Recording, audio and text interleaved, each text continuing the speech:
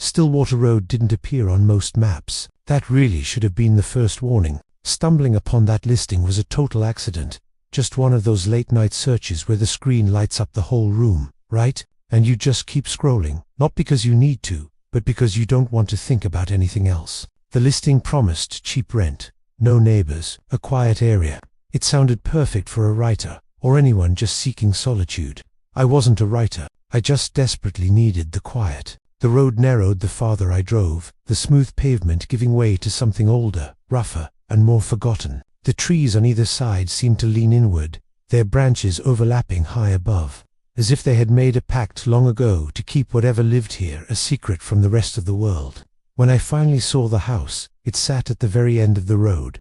There was no fence, no mailbox, nothing to welcome a visitor, just a single porch light already on, glowing a faint, sickly yellow in the early evening gloom. It felt like it had been waiting for me. The landlord never showed up in person. He'd said the key would be under the mat, and it was. The door opened easily, almost too easily, swinging inward with a soft whisper. The smell inside wasn't bad, not exactly. It was just old, the scent of dust, aged wood, and time itself. The place was fully furnished, which I hadn't expected. A worn-out couch, a sturdy table, a few lonely lamps. There were even framed photos on the walls, though the faces in them were all turned slightly away, caught in mid-motion, like the photographer had snapped the picture a second too late. That first night, I slept better than I had in months. It was a deep, dreamless sleep. No memories surfaced, no anxieties plagued me, just black, peaceful rest. But that peace didn't last. On the second night, I heard the footsteps. They were slow and careful. They moved from the far end of the house, down the long hallway, heading straight toward my bedroom door. Then, they stopped. Right outside, I held my breath, straining my ears, listening for the sound of breathing, or a floorboard creaking under a person's weight. But there was nothing. Absolute silence. When I finally worked up the nerve to open the door, the hallway was empty. Every other door was closed, exactly how I'd left them before bed. I told myself it was just an old house settling. They make noises.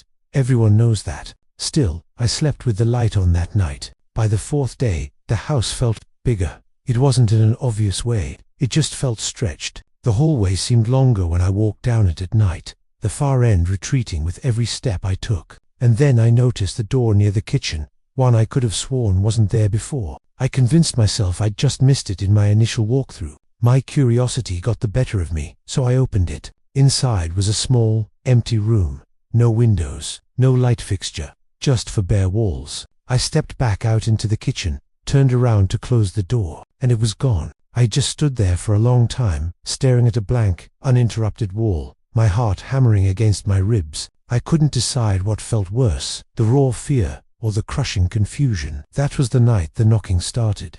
It was always at exactly 2:17 in the morning. 3 slow, deliberate knocks. They weren't loud, not urgent. They sounded almost polite, and they came from inside the house.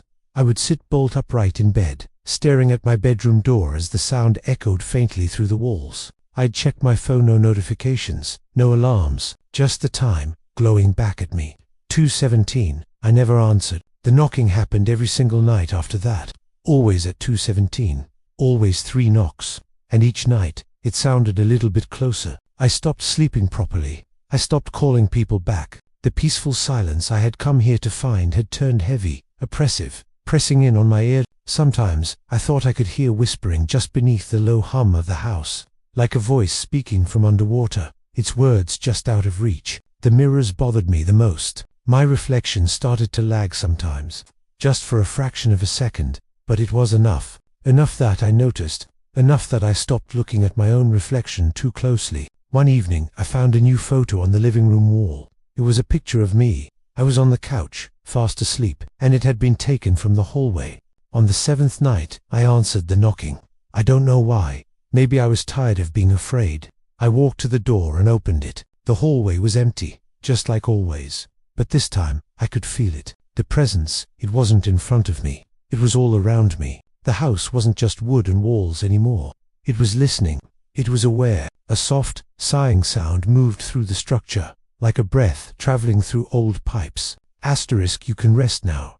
Asterisk, the voice wasn't loud. It didn't need to be. It came from everywhere at once, from the walls, the floor, the air itself. I scrambled back in terror, my heart racing, and the door clicked shut on its own. I tried to leave the next morning, but the road was gone.